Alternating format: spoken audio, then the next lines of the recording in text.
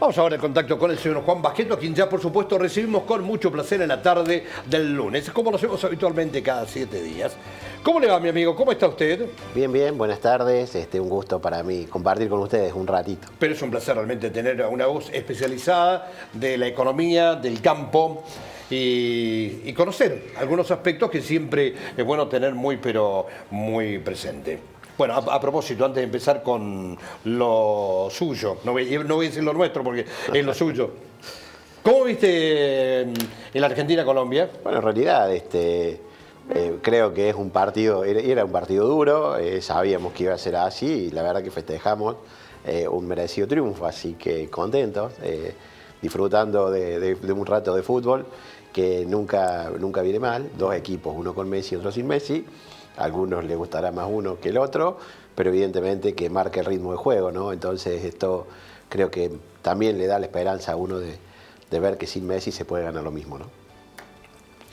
Bueno, vamos a meternos ahora sí de lleno en lo suyo, ¿eh? Sí. Y comenzamos a hablar de los precios de los granos. ¿De qué dependen los valores de los granos? ¿De quién más en lo que pueda suceder en Argentina con el tipo de cambio? Bueno, en realidad, de lo que puede suceder en Argentina con el tipo de cambio, obviamente depende del dólar híbrido, 80% a Banco Nación, 20% a contado con liquidación. Es el dólar que le están pagando a los exportadores, digamos un híbrido o un blend, como le dicen, que es la combinación de estos dos tipos de cambio o estas dos cotizaciones. Y de esto va a depender. Entonces, digamos, ya teníamos una alta dependencia de los precios internacionales, los precios locales dependen de los precios internacionales, que se habían divorciado un poco porque veíamos cómo caían los precios en Chicago en las semanas previas y cómo Argentina se mantenía en cierta manera mejores valores porque se ampliaba la brecha entre el dólar contado con liquidación o el dólar alternativo, por decir de alguna manera, y el dólar oficial. Esto hacía que los precios internacionales bajen y en Argentina se mantengan. Hoy tuvimos una relación inversa, digamos, o sea, en realidad, o directa. Cayeron en Estados Unidos y cayeron también en Argentina en valores similares. ¿Y esto por qué? Esto porque el tipo de cambio también fue cortando la brecha. Los anuncios de la no emisión de dinero hacen pensar de que si no hay pesos circulantes el dólar no tendría que aumentar y que solo se va a emitir para comprar los dólares provenientes de la exportación. O sea, a un exportador cuando exporta la mercadería le liquidan los dólares a un tipo de cambio, ¿sí? Oficial, por decir de alguna manera, ¿sí? Cotización divisas. Y lo que el gobierno dice, bueno, yo para comprar esos dólares sí voy a emitir. Pero ¿cómo voy a esterilizar? ¿Cómo voy a sacar esos dólares de circulación? Esos pesos de más en circulación. Bueno, voy a vender dólares. ¿Y cómo los voy a vender esos dólares? Los voy a vender al tipo de cambio contado con liquidación. Esto es para que no se pierdan tantas reservas. O sea, en definitiva, cada 100 dólares que el Estado compre va a vender 60 para poder recuperar los pesos que usó para comprar esos 100. Bueno, la verdad que hoy la experiencia, o por lo menos en los números, no se le creyó demasiado al gobierno. Hoy vimos que el tipo de cambio oficial sigue con el crawling peg o sigue con la planificación que tenían de que suban los dólares. Y el tipo de cambio de contado con liquidación hoy tuvo una baja, como también bajaron muchos activos argentinos, porque bueno, empieza la preocupación de ver cómo vamos a hacer si el gobierno se desprende de dólares para llegar a juntar los dólares suficientes para el pago de deudas y de intereses, que hoy hubo un poquito de ruido en el mercado y esto ha hecho de que esta tensa calma realmente no sepamos para dónde van a disparar los precios con respecto a este tipo de cambio. O sea que en Argentina dependen del tipo de cambio, sí, dependen de la brecha y dependen de las medidas económicas. En el mundo dependen de la oferta y la demanda. Qué difícil, ¿no? El viernes cerraron la semana con un dólar a 1.500 pesos. Hoy cerró a 1.415, creo que sí, mencionábamos recién. Sí, aproximadamente, sí. Es decir, hablábamos que en una semana había aumentado 80 pesos. Y ahora tenemos que en un día cayó 85. Sí, increíble. Es increíble, realmente. Creo que esto ocurre solo en Argentina, ¿o no? Esta extrema volatilidad de un tipo de cambio como este dólar financiero, sí, y esto se debe fundamentalmente porque hay restricciones, ¿no? O sea, no hay libre juego de oferta y demanda, evidentemente. El Estado Nacional, a través de sus organismos, Banco Central, por ejemplo, es un fuerte jugador, ya lo habíamos visto con el tema de la intervención a través de los mercados de futuro de dólar en gobiernos anteriores, que para mantener de alguna manera la inflación contenida vendían futuro de dólar, y esto realmente quienes sabían que se venía una devaluación compraron esos futuros de dólar y se beneficiaron. Bueno, y hoy estamos viendo un escenario diferente, pero con una fuerte intervención tratando de que el gobierno se quede con ese diferencial de precios, por decirlo, y que sirva para aumentar las reservas. Bien, Juan, para los conservadores, ¿cuál sería la estrategia? Para los conservadores nadie se funde ganando dinero, ¿no? Entonces hoy tenemos un precio que, si lo comparamos con Chicago, está muy por encima de la capacidad teórica de pago en dólares oficiales. Y nosotros tenemos que ver cuál es el escenario más probable. Digo, si el escenario más probable que está pensando el productor es una unificación, o que la brecha se reduzca, urgente lo que tiene que hacer el productor es tomar una cobertura. ¿Qué significa tomar una cobertura? Muchos me dicen, vendo. Bueno, vender es la forma más simple de cubrirse, que si baja no pierda plata, pero también hay coberturas más flexibles, ¿sí? Puedo vender disponible o físico, como también puedo vender futuro, o como también puedo operar opciones, que son derechos que se operan en el mercado como una especie de seguro, y que a mí me permiten quedarme cubierto ante estas variaciones significativas de los precios.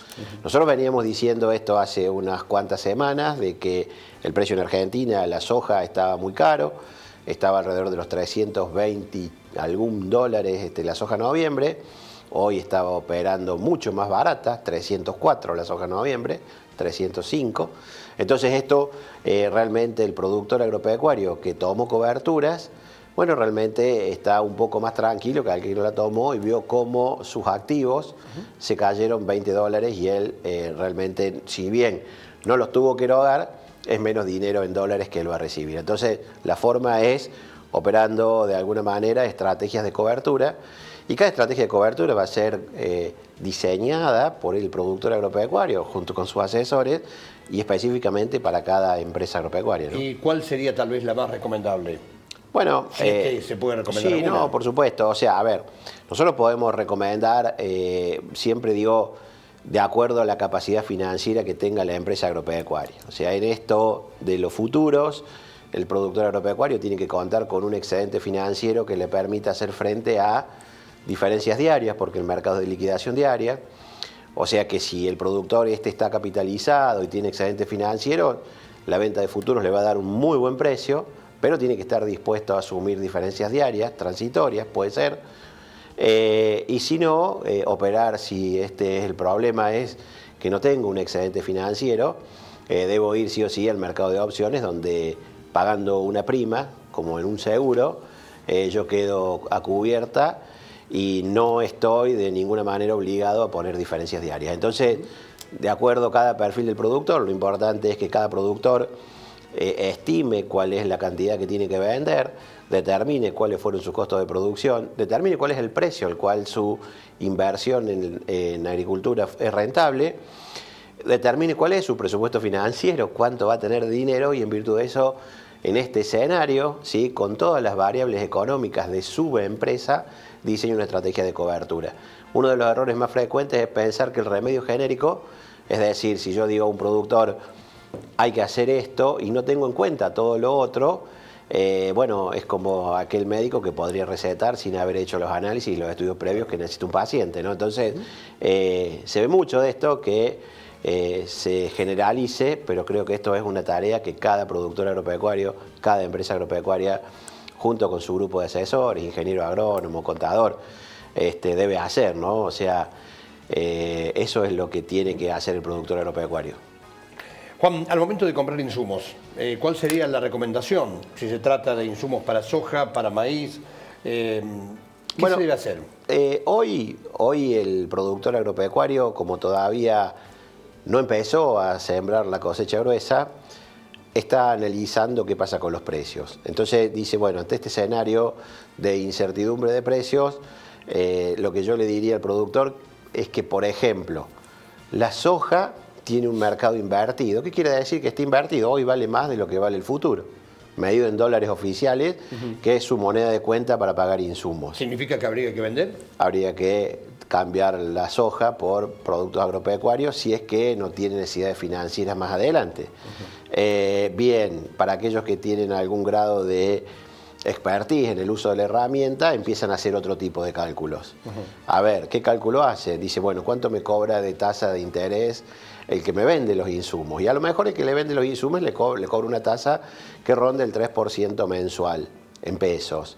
Y entonces dice, bueno, si yo el maíz, que en este caso vale lo mismo o un poquitito más en diciembre que ahora, pero que sí el tipo de cambio tiene un incremento importante, el productor ¿qué hace? Calcula cuánto vale su maíz en diciembre y compara cuántos quintales de maíz necesitaría pagar en diciembre y cuántos quintales de maíz puede pagar ahora. Y a lo mejor ahí le hace una diferencia que no es que lo van a salvar el año, claro, pero a lo mejor puede lograr o fabricarse un descuento de un 4, 5, 6% en términos de tasa, que no es poca plata, ¿no? ¿El costo de los insumos, Juan, está atado al dólar oficial o al dólar blue? Parte y parte. Parte y parte. Hay parte que está de alguna manera vinculado al contado con liquidación y parte está vinculado al dólar oficial. O sea, el gobierno es reticente muchas veces a entregar todos los dólares necesarios para la importación de insumos, o sea que hay insumos que